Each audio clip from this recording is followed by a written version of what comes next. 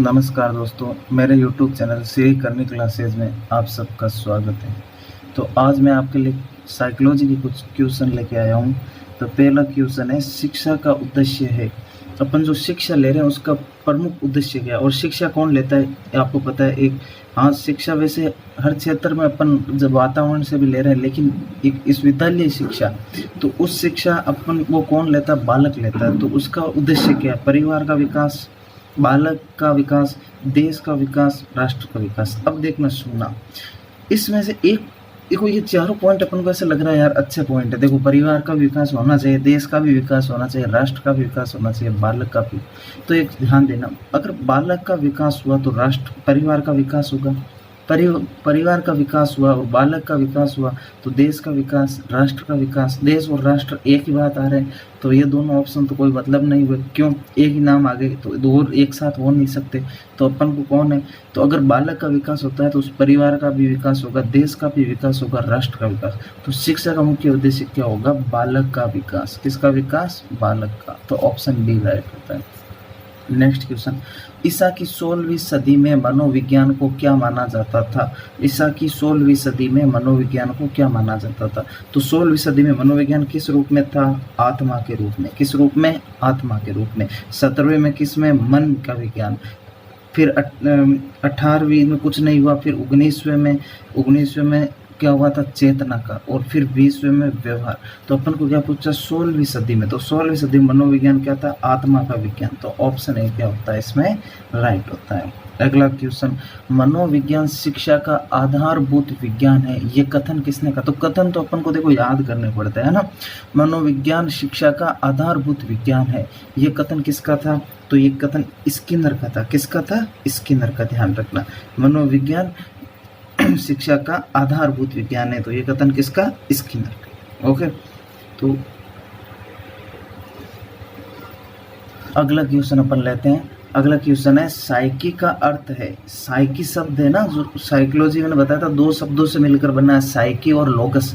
तो साइकी का अर्थ है मानवीय आत्मा या मन, ज्ञान का पिंड, बुद्धि व मन को जानना या कोई नहीं।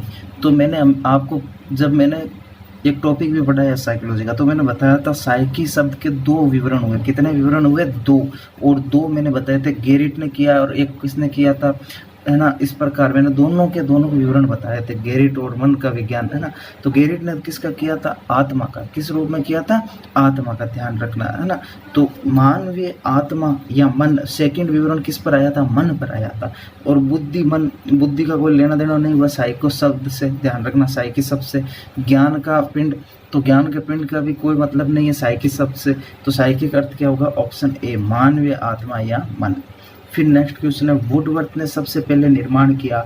तो वुडवर्थ ने, मैं हमेशा बताता हूँ, वुडवर्थ ने कौन सी विधि का निर्माण किया था। तो वुडवर्थ ने प्रश्नावली विधि का निर्माण किया था। ठीक है ना, ध्यान रखना। तो वुडवर्थ ने कौन सी विधि का निर्माण किया, प्रश्नावली, है ना। निर्धारण, मापनी किसने, थर्स्टन ने की थी। ठीक है। साक्षात्कार किसने, जॉन डार्ले ने की थी, है ना। और बुद्धि परीक्षण, तो बुद्धि परीक्षण अल्फ्रेड बिने ने। तो अपन को याद रहना चाहिए, पहला नाम से था याद आता है, कोई क्वेश्चन सोचने की जरूरत ही नहीं। वुडवर्थ ने सबसे पहले निर्माण किसका किया, प्रश्नावली का। ध्यान रखना। वर्तमान में मनोविज्ञान है। नेक्स्ट क्वेश्चन, वर्तमान में मनोविज्ञान है चेतना का विज्ञान, व्यवहार का विज्ञान, मस्तिष्क का विज्ञान या आत्मा का। अभी जो अपनी शताब्दी है, इस शताब्दी में मनोविज्ञान किस रूप में। तो इस शताब्दी में, जैसे अपन पढ़ते हैं 20वीं शताब्दी, कौन सी शताब्दी, 20वीं शताब्दी से लेकर, है ना। और अभी ये 21वीं शताब्दी, अभी तक मनोविज्ञान किस रूप में। तो अभी अपन 21वीं शताब्दी, वर्तमान में किस रूप में चल रहा है। तो किस रूप में चल रहा है, व्यवहार के रूप में। चेतना के रूप में कब था, तो चेतना के रूप में कौन सी, 19वीं शताब्दी में था। मस्तिष्क के रूप में, मन व मस्तिष्क के रूप में कब था, तो 17वीं शताब्दी में। आत्मा के रूप में कब था, 16वीं शताब्दी में। तो अभी किस रूप में, व्यवहार। तो ऑप्शन कौन सा, बी राइट होता है।